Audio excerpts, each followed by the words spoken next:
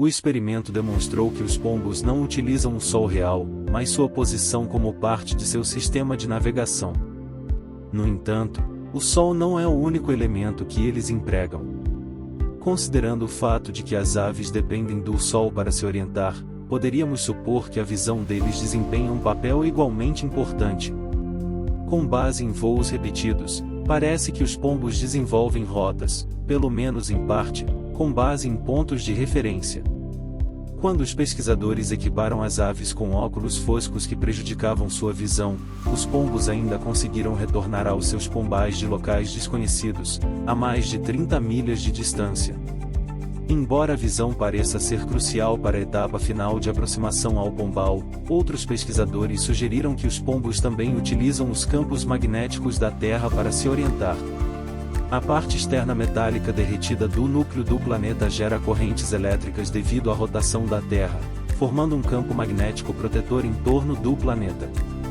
Os cientistas propuseram que os pombos podem utilizar esses campos magnéticos para navegação, embora a forma como eles percebem esse magnetismo não seja totalmente compreendida. Para investigar isso, os pesquisadores conduziram um experimento no qual os pombos foram colocados em um túnel de madeira com plataformas de alimentação em ambas as extremidades e bobinas de fio ao redor do lado de fora. Os pombos foram treinados para se dirigirem a um extremo do túnel quando as bobinas eram ligadas, criando um campo magnético. Se imãs fossem presos aos bicos dos pombos ou se seus bicos superiores fossem anestesiados, suas habilidades de navegação eram prejudicadas. A partir disso, os pesquisadores sugeriram que os pombos possuem minúsculas partículas de magnetita em seus bicos, um óxido de ferro magnetizado, que lhes permite perceber campos magnéticos ao seu redor. No entanto, outro pesquisador propôs que a capacidade de um pombo de farejar poderia ser ainda mais importante do que detectar campos magnéticos. Em um estudo de 2006, este cientista reuniu 48 jovens pombos-correio. Metade deles teve seus nervos cortados, prejudicando a capacidade do cérebro de detectar campos magnéticos, enquanto a outra metade teve os nervos que transportam sinais olfativos para o cérebro interrompidos. Todos os pássaros foram liberados a 30 milhas de seus pombais. Daqueles que não conseguiam mais detectar campos magnéticos, todos, exceto um, conseguiram retornar para casa dentro de 24 horas. Quanto aos pássaros sem olfato, apenas 4 conseguiram encontrar o caminho de volta para casa.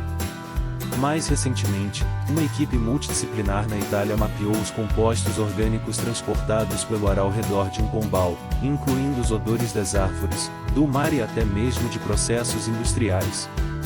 Os pesquisadores utilizaram um avião voando a 500 pés acima da Terra, a altitude média em que um pombo voa, para auxiliá-los nessa pesquisa.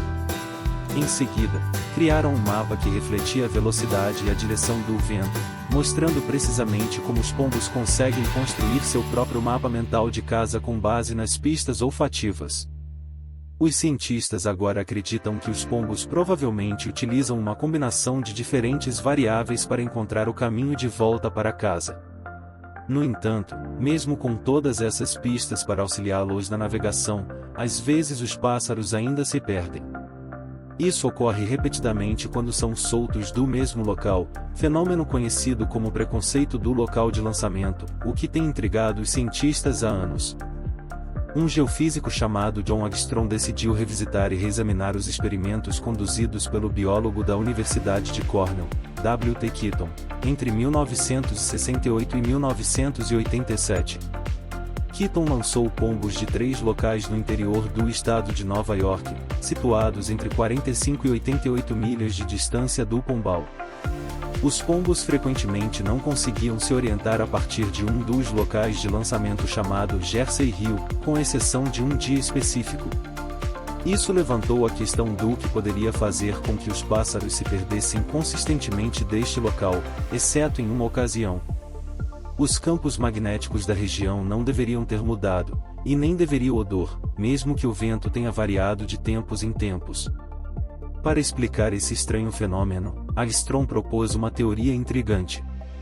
Ele considerou a possibilidade de que os pombos pudessem seguir sons da área para se orientar. Para testar essa teoria, ele desenvolveu um mapa acústico de cada um dos locais em todos os dias dos voos das aves. Utilizando um programa de computador avançado que levava em consideração as condições atmosféricas refletidas, Armstrong analisou a produção de infrassom. Essas são ondas sonoras de baixa frequência, abaixo da faixa de audição humana, com frequências inferiores a 20 Hz.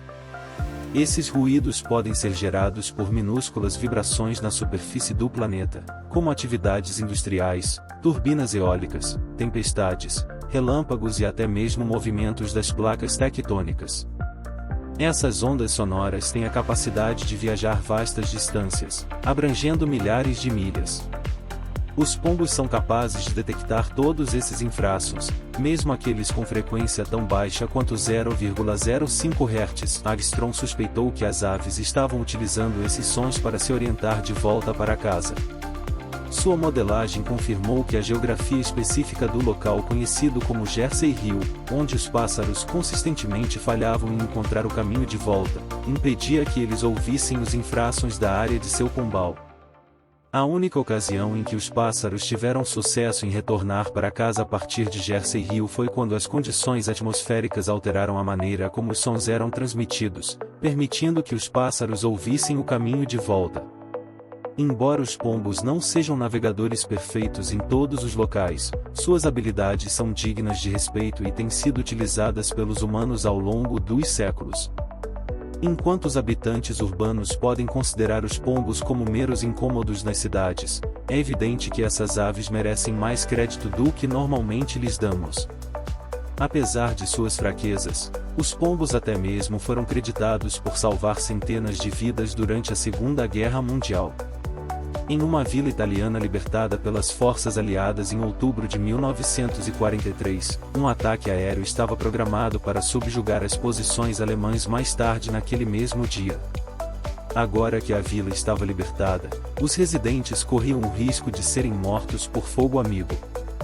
O pombo Joe foi solto da vila com uma mensagem para cancelar o ataque. Ele voou 20 milhas em 20 minutos, alcançando as linhas aliadas justamente quando os bombardeiros estavam prestes a decolar. Suas ações salvaram pelo menos 100 vidas de soldados aliados e inúmeras vidas civis. Durante a guerra, a comunicação desempenhou um papel fundamental, e a capacidade dos aliados de transmitir e interpretar informações em constante mudança foi crucial para a vitória na Segunda Guerra Mundial. Para encerrar este relato fascinante sobre as habilidades extraordinárias dos pombos, convido você a demonstrar seu apoio. Se você apreciou este conteúdo, dê um like e deixe seu comentário para compartilhar suas reflexões ou experiências relacionadas com os pombos e suas incríveis habilidades de navegação. Se você ainda não é inscrito no nosso canal, aproveite esta oportunidade para se inscrever e receber mais conteúdo interessante como este. Fique por dentro das últimas descobertas e curiosidades do mundo mega curioso. Obrigado por sua atenção e por fazer parte da nossa comunidade. Até a próxima!